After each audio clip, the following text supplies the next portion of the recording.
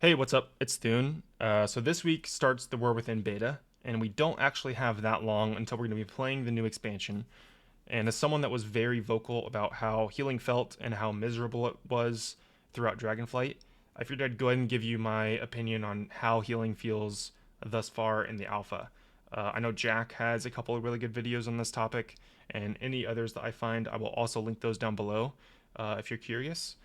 But we'll start with the good. So base stamina at level 70 seems to have gone up by about 66%, which means we have more HP. I think you also get a little bit more stamina on gear. So this is a really good start. It's not enough, I don't think, but at least this shows that they're looking at this as a potential solution to the problem of us having too much healing. Unfortunately, the stamina increase is kind of where the good ends. Aside from some classes potentially getting better through reworks and stuff. So uh, if you're unaware, hero talent trees are the new thing in the War Within, and they are very powerful right now. It's not unheard of to have like 30%, 40%, or like rarely 50% increased healing from simply having a hero talent tree. And they're also like a lot of them have, or maybe even all of them have more defensives on them. They have more modifiers to a bunch of spells on them. And I don't hate the idea of hero talent trees, but I really hope that they find a number and try to hone in all the hero talent trees on that number of like a throughput increase so that whenever we're doing Mythic Plus testing and raid testing, we actually can give you some good feedback rather than waiting until the very end and then nerfing them last minute. Because I think a lot of these are going to need some iterations to get correct. Um, and I don't want to bore you again with the defensive talk. I think Potty C has had a bunch of really good videos, and Dratnos as well on his personal channel. Jack has a bunch of really good videos on like why defensives are bad for the game, or rather, why too many of them are bad for the game and how it creates problems. I don't want to get into that discussion here, but one thing that doesn't get brought up enough regarding defensives is how much self healing we have in the game right now. So this is a log of Croesus Mythic back in the Nighthold, and this is during farm, and they're two healing it. So Croesus was a harder healing fight that tier, and you can see hunters only have like cooldowns as their self healing, unless they happen to have a little bit of leech on a gear. Um, Bloodthirst from a warrior, but they don't have any leech or anything. And if you remember, warlocks were quite overpowered in terms of self healing, especially in the last patch. Uh, but it's not like a substantial increase, right? Most of them are like sub 1% of the total healing is done, and this is even on a 2 heal log on a difficult fight. And if you compare that to today, a lot of these numbers are a lot bigger, and if you include mitigations as well, it gets even more ridiculous. Um, but a lot of it's just like a lot of leech, the very rare effects like Broodkeeper's Promise and whatever, or Broodkeeper's Barrier rather. Um, and I think that's a problem. It makes it really hard to tune these fights. This is Smolderon, for example, and you probably didn't even know that Smolderon, the number one damage on the fight, is background ticking damage, but you don't really even notice it as a healer because everyone has plenty of self sustain. So all the healers are planning their stuff around the giant heal absorbs that you have to heal off really quickly, and they're not like trying to top the raid from this blistering heat damage. A lot of that's just self-sustained from specs, and it's even more noticeable when you zoom in on a specific spec. For example, this is Magmarax again. This is a harder healing fight, and you'll probably say, okay, well, this guy just has a ton of leech on his gear, right? That's Leech is doing a ton of healing here. But in fact, he actually has 0 leech on his gear, and it's only from this one node on his talent tree that gives him 5% more leech. Um, why we have tertiary stats on a talent tree, I have no idea, but the fact that it does that much healing from simply selecting a talent is kind of absurd, and it makes it really hard for both making healers effective and also for the encounter designers that have to massively ramp up this ticking damage just for us to even notice that it's there.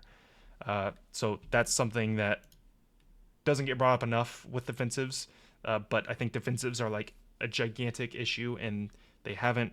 They're actually increasing the amount of defensives we have rather than decreasing them. So very worried about that. Um, Another thing that I think has also started to bleed over into DPS specs, which I'll get into in a second, is just the amount of modifiers that we have affecting our core spells. So I'm a Resto Shaman guy, so I'm going to give you Resto Shaman examples. But Chain Heal is obviously one of our core spells, and if you just type in Chain Heal, you can see how many spells are affecting it. Not all of these are massive throughput increases, but this choice node here, for example, Unleash Life, Tidebringer, High Tide. I don't want to bore you with what all of them do. And I realize not everyone is a math person, so hopefully I've made this easy to digest. I just want you to look at this column right here under total healing. So this is how much healing Chain Heal would do, depending on what talents that I select over here on the right. So if I don't have any talents selected, a Chain Heal would just naturally do 434k healing with the amount of stats I have on my character. For 14k mana, that's pretty weak, considering we have like 1.2 million HP right now.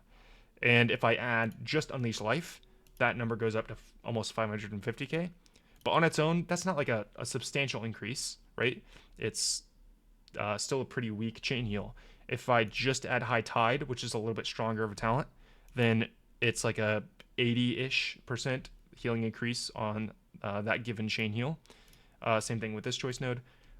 But the problem is when you start to layer all of these on top of one another. So if I build a talent tree that has all of these different modifiers to Chain Heal, this is what it looks like. It goes from 434k to 1.6, almost 1.7 million.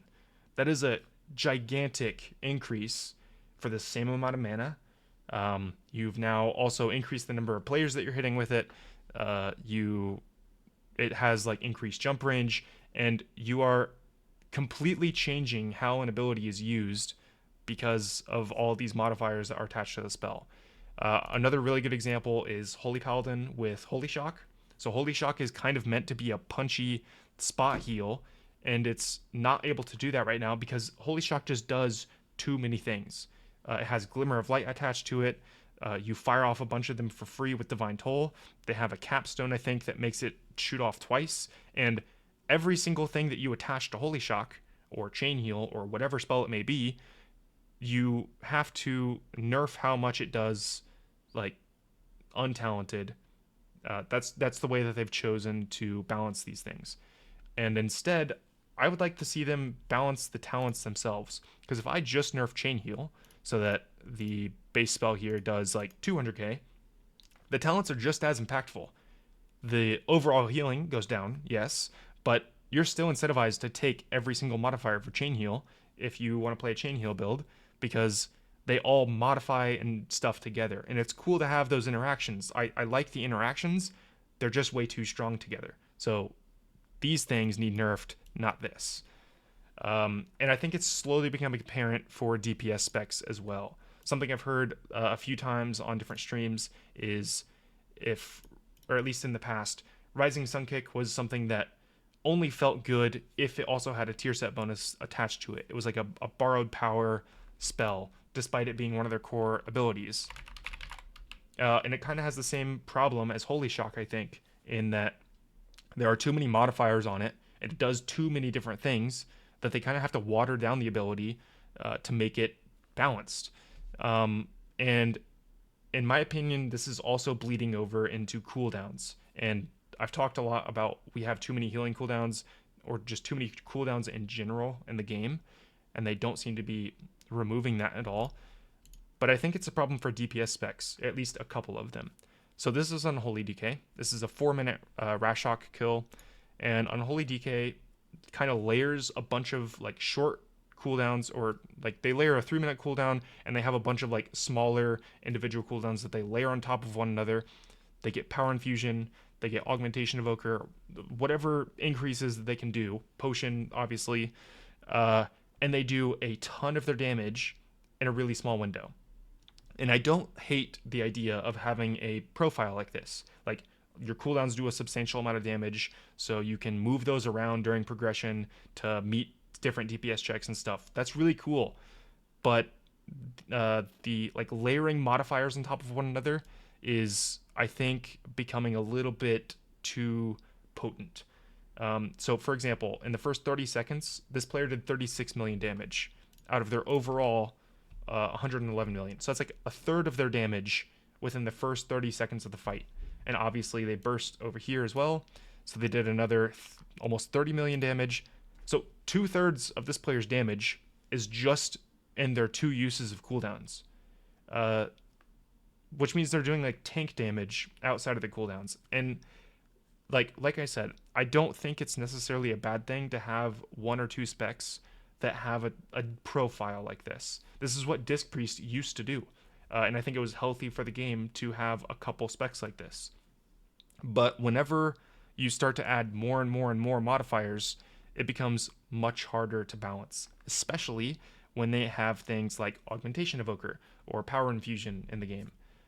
Or in the case of Disc Priest, when you give them a ton of cooldown reduction so that they can do this every 30 seconds instead of every minute 30. So that's something that I hope they're keeping their eye on, is just how many modifiers we have, just one affecting base spells like Chain Heal, like I gave the example of, but also just how many cooldowns you can layer on top of one another, because I think it's also a problem in some cases. So that's what I wanted to talk about today. Like I said, they had a couple of really good changes as far as health increases and stuff go, but we've got a long ways to go if they want healing to be at least on par or better than Dragonflight. And I'm hopeful they can start to make some changes. I think Hero Talents was probably their focus throughout the alpha, so really hoping we start to see some bigger overall changes to the game now that beta is beginning. But that's the feedback I wanted to give. I'll probably only make one more of these videos much closer to release. But I don't want to play another Dragonflight as a healer. If it's going to be a repeat of Dragonflight, then I think I'm probably done after the first year. So let me know what you guys think, and I'll catch you in the next one. Peace.